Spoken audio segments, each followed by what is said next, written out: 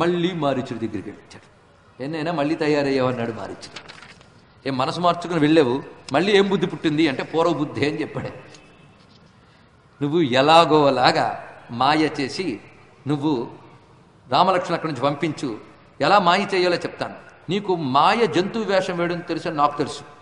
ఒక మాయలేళ్ళ తయారీ అక్కడికి వెళ్ళు. తప్పకుండా ఆకర్షితులై వాళ్ళు నువ్వు కావాలనుకుంటారు. అప్పుడు దూరంగా పరిగెత్తి నిన్ను వేటాడడానికి వచ్చినటువంటి రాముడు లక్ష్మణుడు వాళ్ళు దూరం అయిపోతారు. ఆ సమయంలో నేను మాయతో ప్రవేశించి సీతమ్మను అపహరిస్తాను. ఇది వాడు వేసిన ప్రణాళిక.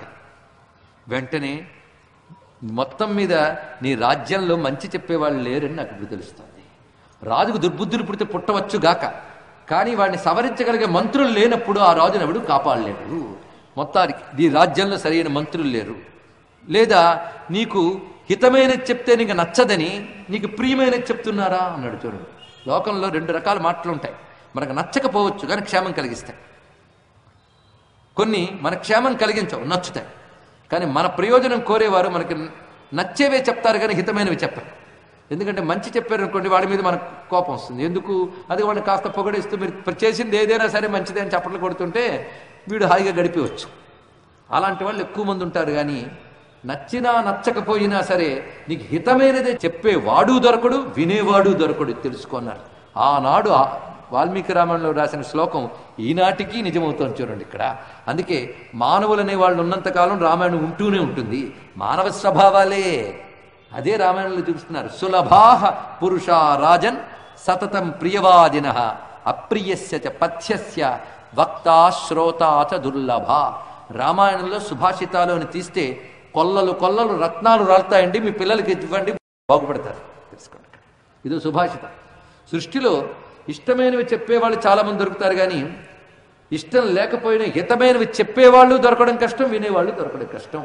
అందుకే నీ దగ్గర ఎవరు హితం చెప్పలేదేమో, చెప్పినా నువ్వు వినలేదేమో, నువ్వు బాగుపడే యోగము లేదేమో. ఎందుకంటే నాశనకాలం దాపురించినప్పుడు ఇలాంటి బుద్ధులు పుడుతుంటాయి. ఆ నాశనకాలం ఖచ్చితంగా ఉన్నప్పుడు మంచి చెప్పిన వినరు. అందుకే నీకు చెప్పినా వినకుండా మళ్ళీ వస్తున్నావు. ఎందుకంటే నీలాంటి కామాతురుడు, నీలాంటి దుష్ట స్వభావి, నీలాంటి పాపాత్ముడు, నీలాంటి మతి లేనివాడు నాశనం కాకేమవుతాడు అన్నాడు. అంత ధైర్యంగా చెప్పాడండి ఇక్కడ. ఇవన్నీ తిట్లుకోవు. ఎందుకంటే ఇంతకుముందు రావణుడు ఏం మాట్లాడతాడు తెలుసా? ఆ రాముడు క్రూరుడు కాకపోతే 14,000 మందిని చెప్తాడా? మా చెల్లెల్ని అవమానించాడు, అందుకోసం నేను ఇప్పుడు ఈ ఉద్యమానికి పూనుకున్నాను. చెల్లెల మీద ప్రేమ ఏమీ లేదండి, కామాతురుడే చేసిన పాపమే తప్ప చెల్లెలి ప్రేమేమీ కాదు. తెలుసుకోండి ఇక్కడ. ఇలా మాట్లాడితే మారీచుడు సమాధానం చెప్తున్నాడు. ఆయన దగ్గర ఒక్క దుర్గుణం లేదయ్యా, ఉన్నవన్నీ తమరి దగ్గర. తెలుసుకోండి ఇక్కడ. అందుకే మహాత్ముల్లో దుర్గుణాలు చూస్తున్నావంటే నీలా ఉన్నాయి గనక ఆయనలో చూస్తున్నావు. నువ్వు కామాతురుడివి, త్వద్విద కామవృత్త దుశ్శీల పాపమంత్రిత. నీలాంటి వాడు ఉన్నాడే, వాడు తాను నాశనమే కాకుండా అందరికీ నాశనాన్ని తీసుకొచ్చి పెడతాడు. సుమా, రాముడు ఏమనుకున్నావు? నువ్వేమన్నావు? తండ్రి వెళ్ళగొడితే వచ్చేసేట, ఒక ఆడదాని మాట పట్టుకుని వచ్చేసాడ. కానీ తండ్రి ఆయన్ని వెళ్ళగొట్టలేదు, ఆయన ధర్మ మార్గాన్ని అనుసరించి వెళుతున్నాడు. చూడండి, ఇప్పుడు చాలామంది వేస్తున్న ప్రశ్నలకి ఆనాడు మారీచుడే సమాధానం చెప్పాడు. చూసారా? రాక్షసుడే సమాధానం చెప్పినప్పుడు భక్తుడు చెప్పలేడా? ఆలోచించండి ఇక్కడ. మారీచుడు చెప్తున్నాడు, నచ పిత్రా పరిత్యక్త నా అమర్యాద కదంచన. ఆయనకి ఎప్పుడు అమర్యాద అనేది లేదు, ధర్మపు మార్గాల్లో ఉంటాడు. ఆయన లోభి కాడు, పిరికివాడు కాడు, ఆయన మహోన్నతమైనటువంటి ధర్మగుణాలు కలిగినటువంటి వాడు. నా రామ కర్కశస్తాత. రాముడు ఎప్పుడు క్రూరుడు కాడు, కఠినుడు కాడు. అంతేకాదు రాముడు మూర్ఖుడు కాడు, నా అవిద్వాన్. ఆయన తెలివైనవాడు. ఎందుకంటే ఆయన మూర్ఖుడని నిందించాడు రావణాసురుడు, వాడికి సమాధానం చెప్తున్నాడు. రాముడు జితేంద్రియుడు, అసత్యం అనేది ఆయన దగ్గర లేదు సుమా. ఒక్క మాటలో చెప్పాలంటే రాముడంటే ఏంటో చెప్తున్నానంటున్నాడు మారీచుడు.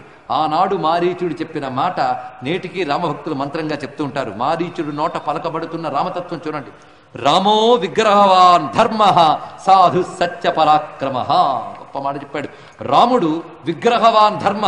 ఒక్క మాటలో చెప్పాలంటే ధర్మము ఒక రూపం ధరిస్తే అదే రాముడు. ఈజ్ ఎంబాడిమెంట్ ఆఫ్ ధర్మ. అంత గొప్ప మాట చెప్పాడండి ఇక్కడ. పంచదార చిలక తయారు చేస్తాం మనం. ఆ చిలక నిండా ఉన్నది పంచదారే.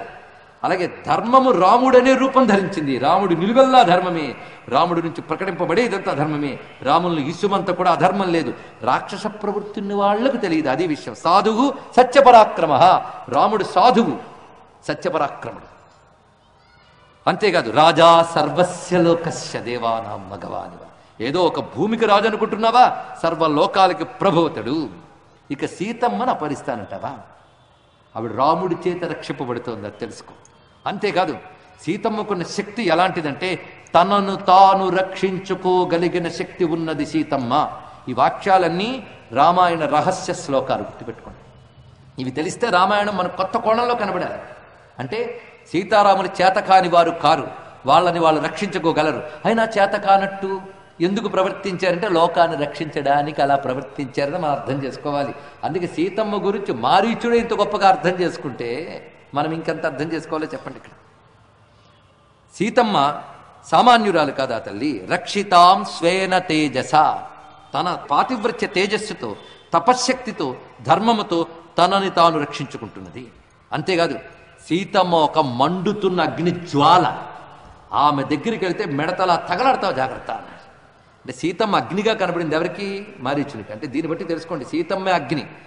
ఇది బాగా తెలిస్తే చివరి రోజున కథలో పనికొస్తుంది మనకి.